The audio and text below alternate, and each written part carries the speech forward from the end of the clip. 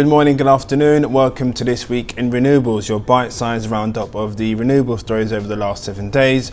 Wind, hydropower, solar, anything renewables I discuss. I'm your host, Mr. Deji Ogunshola, the voice you can trust. Please don't forget to do all the good stuff, the like, comment and sharing. It really does help with the visibility of this podcast. Today we're going to start off with some solar news and interesting article I found with regards to the Swiss government, and they are going to be installing solar systems on all their federal buildings, and this will take place over the next 12 years. So really interesting to see what they're doing there. Sort of put your money where your mouth is. It's all good screaming and shouting about what you want to do with your energy mix and what you want to do by 2025, 2030, whenever your deadline has been set, but why not install some solar panels on your actual building? So for me, it seems like a great initiative, and interesting to see how many other European governments have done so, or international governments have done so, and how much will continue to do so. I thought I would share that because to me, I thought it was interesting. More news on the solar side, and ENGIE, they have acquired a 6 gigawatt portfolio of solar paired with stand-alone battery storage developments in America from Belltown Power. Just to give you a bit more information about this particular story, the transaction will include 33 projects comprising of 2.7 gigawatts of solar with 0.7 gigawatts of paired storage and 2.6 gigawatts of standalone battery storage. The projects are located across the Electric Reliability Council of Texas, Pennsylvania, New Jersey, Mid-Continent Independent System Operator, and Western Electricity Coordinating Council. ENGIE recently commented about this article that it is already having a strong position in North America with 3.9 gigawatts of installed renewable capacity at 100% as of June 30th, 2022.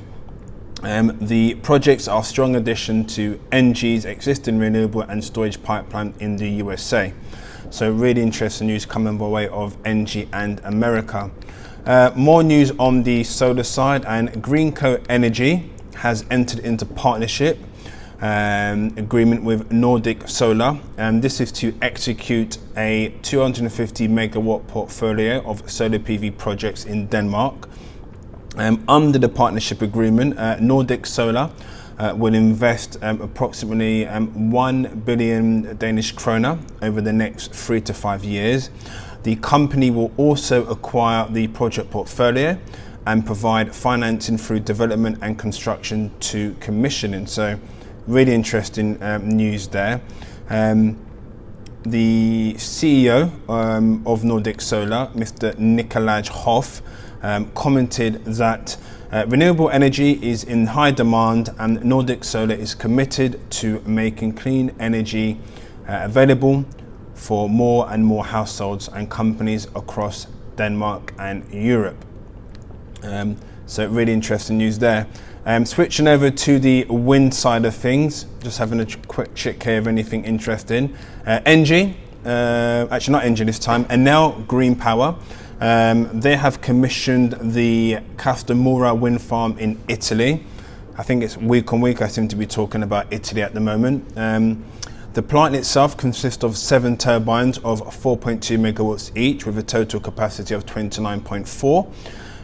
The new wind farm will produce about 70 gigawatts an hour each year from renewable sources, avoiding the emissions into the atmosphere of about 30,000 tons of CO2 per year and the use of 15 million cubic meters of gas. So really good news.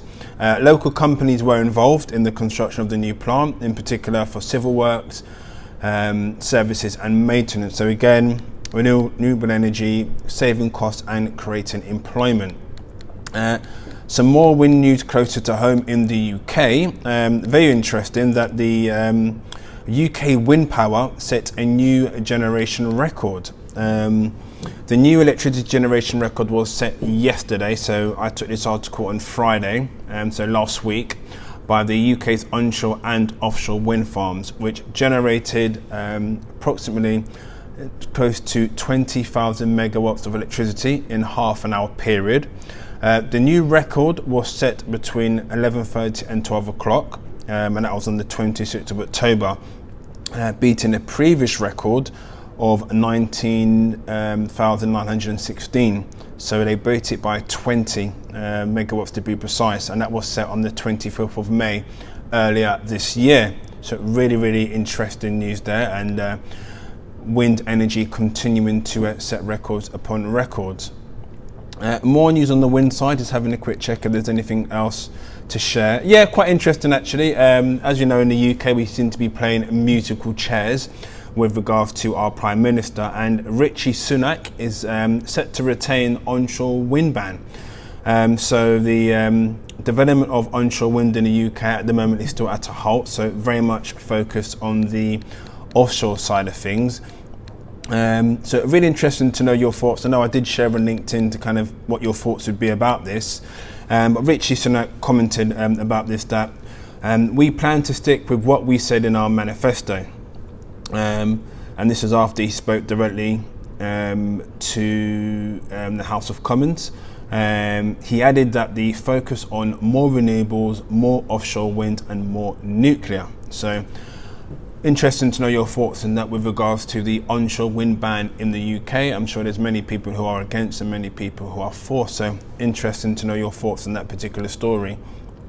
Moving over to some hydropower news, last but not least, anything worthy of sharing. Yes, I did find a few articles, and interestingly the Hatta project, which is in the Middle East, is 50% complete. This is the pump storage project, and this was announced by the Dubai Electricity and Water Authority, DUWA. They've announced that the construction of the Hatta pump storage hydroelectric project has reached 52% precisely, with the 72-meter main RCC dam, really compacted concrete wall of the upper dam, and the 37-meter high RCC side of the project now complete. So this is really interesting news, and congratulations to all those involved on this particular project. The power plant itself will be using stored water in Hatta Dam, and the upper dam that is built in the mountains. The plant will have a production capacity of 250 megawatts, a storage capacity of 1,500 megawatts an hour, and the lifespan of up to 80 years. So most importantly, it's the first station of its kind in the GCC region, estimated AED 1.4 billion. So again, really interesting news to see how that project is progressing.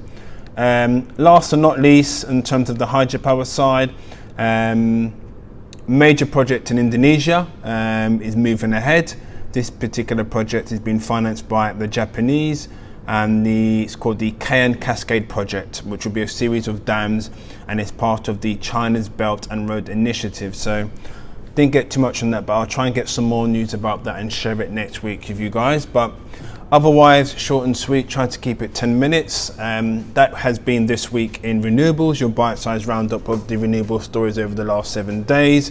Don't forget to like, comment and share. I've been your host, and as per usual, if there's anything you want me to discuss or any recommendations, feel free to message me. Otherwise, have a wonderful week, take care and goodbye.